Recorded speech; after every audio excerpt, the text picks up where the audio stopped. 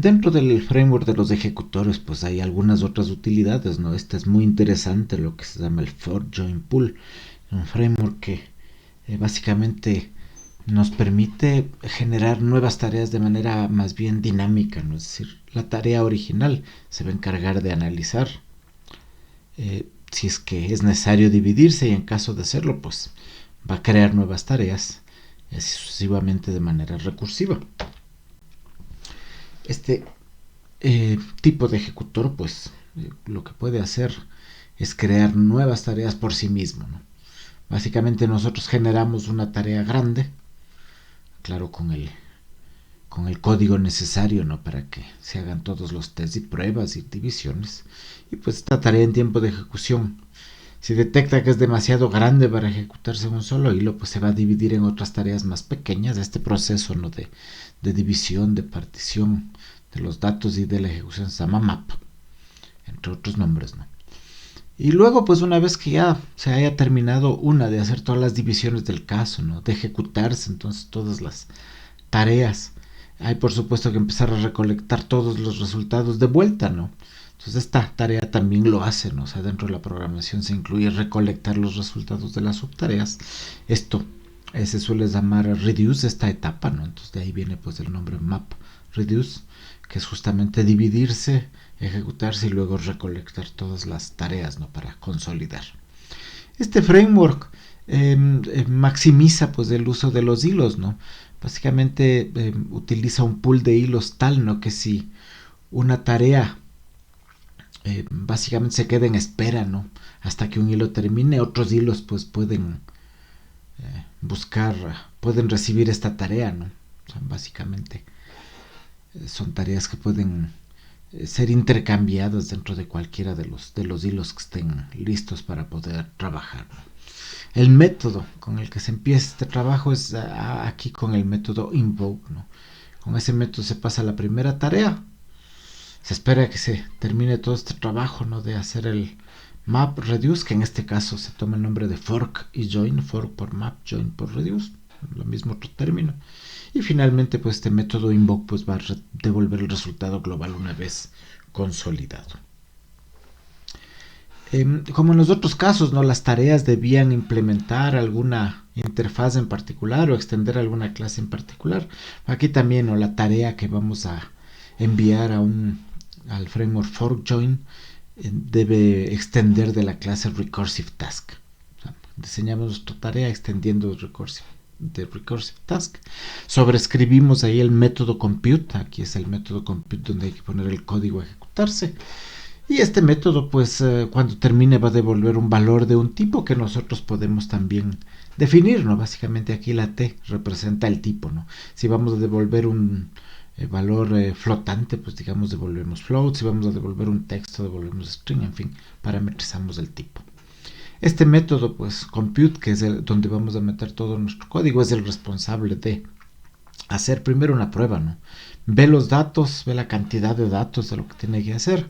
Si es que considera pues que la cantidad de datos es suficientemente pequeña como para poder trabajar con esos en un solo hilo, o sea, si la tarea es manejable, simplemente hace el cálculo y devuelve el resultado. Pero si en su test ve que la tarea es muy grande, ¿no? Que hay demasiados datos, entonces este método lo que va a hacer es dividir los datos, ¿no? Crear nuevas tareas, pueden ser varias, ¿no? Varias nuevas tareas, y arrancar cada una de esas con el método fork. Eso hace pues que se instancien nuevas tareas, las cuales van a ser enviadas pues a hilos cuando estén a disposición. Y luego pues finalmente, una vez que haya terminado la ejecución de esas otras tareas que pueden formar una cadena, un árbol, se empiezan a recuperar los resultados parciales de esas subtareas mediante el método join, ¿no? Todo eso debe estar incluido en el método compute.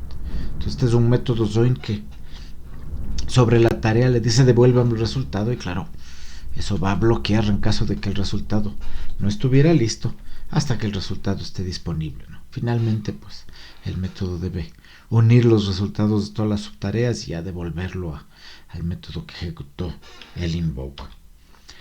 Un poco para ver esto de manera más gráfica. Básicamente creamos una tarea única. Esa tarea pues debe tener el código dentro para hacer el análisis, ¿no? Si la tarea es suficientemente pequeña para manejarse, pues se calcula, caso contrario se divide con fork. Entonces en este caso estamos viendo pues que esta tarea hace dos divisiones, a cada cual le manda parte del trabajo. Básicamente se crean otras dos tareas, no igual a esta, pero con una porción de los datos, nada más. Y cada una de estas nuevas tareas, ¿no? Tarea 1 y tarea 2, hacen el mismo análisis. ¿Soy suficientemente manejable, pequeña para ejecutarme? No, entonces me divido, en este caso en dos, ¿no? Con fork. Cada una de las tareas sigue haciendo el mismo análisis hasta que en algún momento pues la tarea va a ver la cantidad de datos que tiene. Básicamente va a decir, sí, puedo ejecutar, entonces ejecuta, calcula y una vez que ha terminado devuelve el resultado, ¿no? Entonces, claro, está ejemplificado por esta línea join, ¿no? Es decir, la tarea siempre que una tarea padre, digamos, siempre que hace un fork, luego se queda esperando ejecutando un join, ¿no? Y cuando el resultado vuelve, pues se lo consolida. Entonces, claro, aquí partimos dos tareas, recuperamos los resultados de las dos, juntamos los resultados de estas dos tareas y los seguimos tirando para arriba, ¿no? Es decir, esta instrucción join permite seguir recuperando los resultados hasta arriba. Cada tarea entonces encargada de consolidar los resultados parciales de las tareas que bifurcó, ¿no? Aquí es donde ejecutó fork, y luego seguir devolviendo ese parcial hacia arriba. Finalmente, cuando ya todos llega a la última tarea, pues se juntan los dos últimos resultados parciales, resultado de haber consolidado toda esta unión de tareas, y se entrega el valor al usuario, el resultado final al usuario. Tal vez de manera un poco menos abstracta, ¿no? Imaginémonos que tenemos este arreglo con 8 datos, ¿no? Lo pasamos a la tarea. La tarea analiza y dice, bueno, ¿será que puedo manejar todos estos datos yo mismo? Imagínense que la tarea piensa, ¿no? Que 8 datos es mucho, entonces se divide en dos. Crea dos nuevas tareas, a cada cual le pasa una parte de los datos. En este caso estamos dividiendo en dos. Y cada una de estas tareas hace lo mismo, ¿no? También analiza la cantidad de datos que tiene. Si es que son muchos datos para manejarlo, se vuelve a dividir en dos. Y así sucesivamente, ¿no? Cada tarea sigue haciendo el análisis. Hasta claro, llega un momento en que la tarea dice, pues, si tengo suficientes datos como para trabajar, efectúa el proceso y empieza a devolver el dato hacia arriba, el resultado.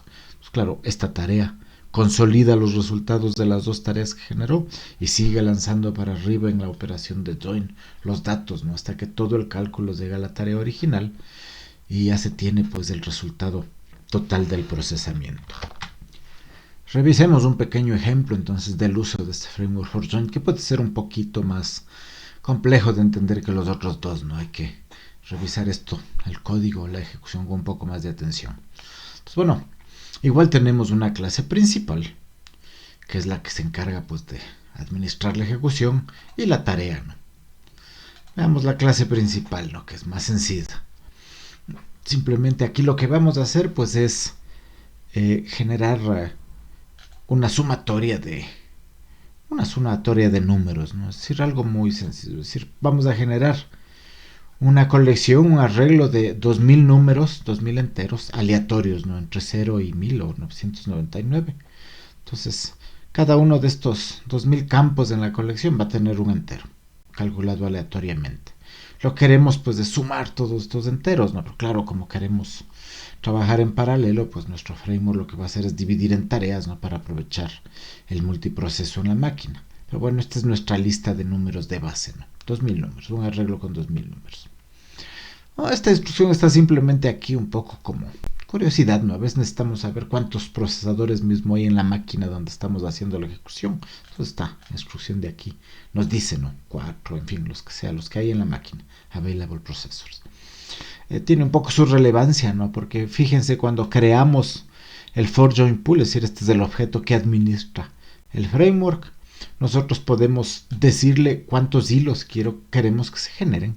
Y si no ponemos nada, ¿no? Aquí como argumento, el sistema va a utilizar justamente este número de hilos, ¿no? Cuántos procesadores haya en la máquina va a crear un hilo por cada uno de esos, ¿no? En este caso, en el computador donde estoy trabajando, hay 4 procesadores, pues se van a crear 4 hilos para distribuir las tareas del for join pool.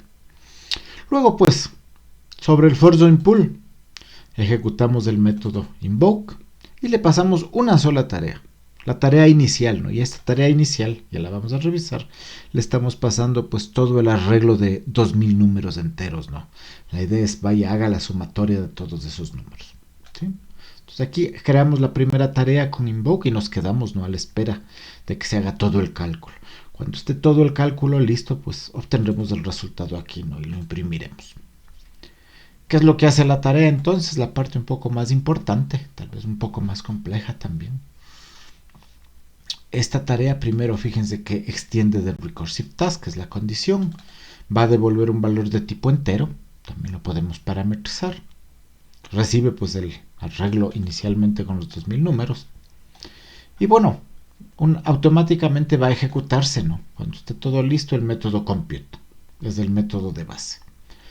Entonces, esta tarea, esta clase que extiende recursive task, que es donde está nuestra tarea, tiene que hacer la comparación para verificar si es que puede calcular solita o no, o si es que tiene que dividirse en más tareas.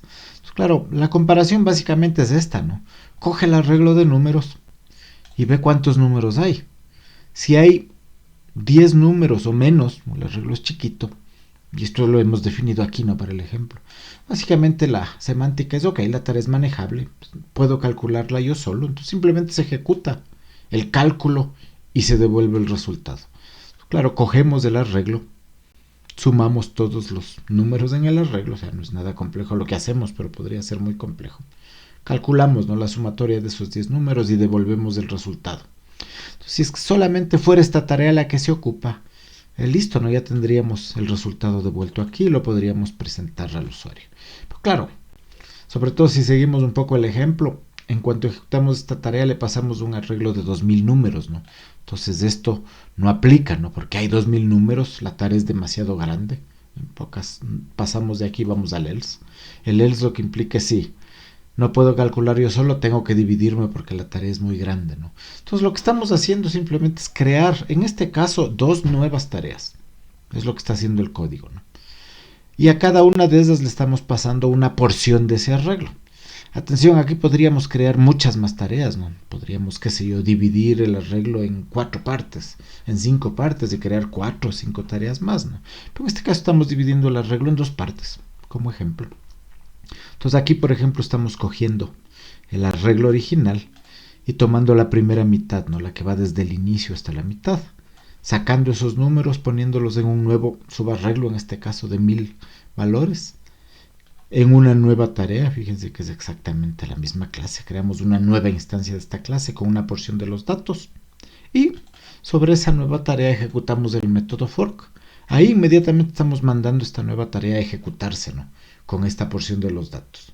Esta nueva tarea va a ser exactamente lo mismo, no es la misma clase, el mismo código, va a ser la misma verificación. Y claro, la otra mitad de los datos, ¿no?, la que va desde la mitad hasta el final de los arreglos, se le estamos pasando a esta nueva instancia también de la tarea. Sobre esa instancia hacemos un fork y mandamos a ejecutar, ¿no? Entonces ahí estamos haciendo la bifurcación, creamos 2 ramas en este caso, ¿no?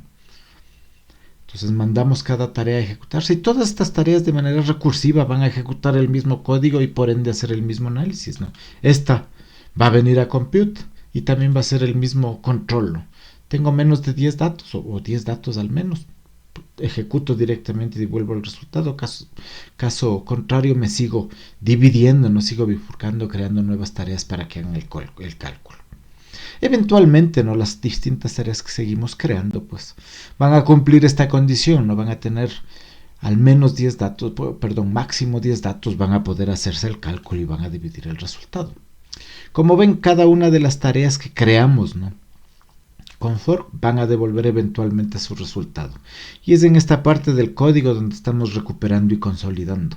Cada tarea, una vez que se hizo la bifurcación, ¿no?, una vez que se crearon nuevas tareas y las mandamos a ejecutar, cada tarea debe hacer un join sobre esas subtareas que creó. Este join básicamente lo que hace es, ok, me quedo esperando que termine esta rama, ¿no?, porque de aquí pueden crearse muchas subtareas, pero me quedo esperando que todas terminen, que me manden el resultado. Me quedo esperando también a la rama de la derecha que termine para recibir su resultado. Y cuando tenga los resultados de estas 2 partes, los uno, no hago la sumatoria. Como ven, esta es la operación que garantiza la consolidación, ¿no? Cada tarea es responsable de consolidar los datos enviados por las tareas que creó. Eventualmente, pues todas estas tareas creadas siguen consolidando y devolviendo resultados hasta que al final, pues, Aquí todos los datos han sido procesados por la tarea inicial consolida pues el resultado final y lo devuelve y lo imprimimos. Veamos pues la ejecución, que es muy rápida, no es que sea una tarea muy lenta. Aquí tenemos pues la suma global realizada mediante el fork join.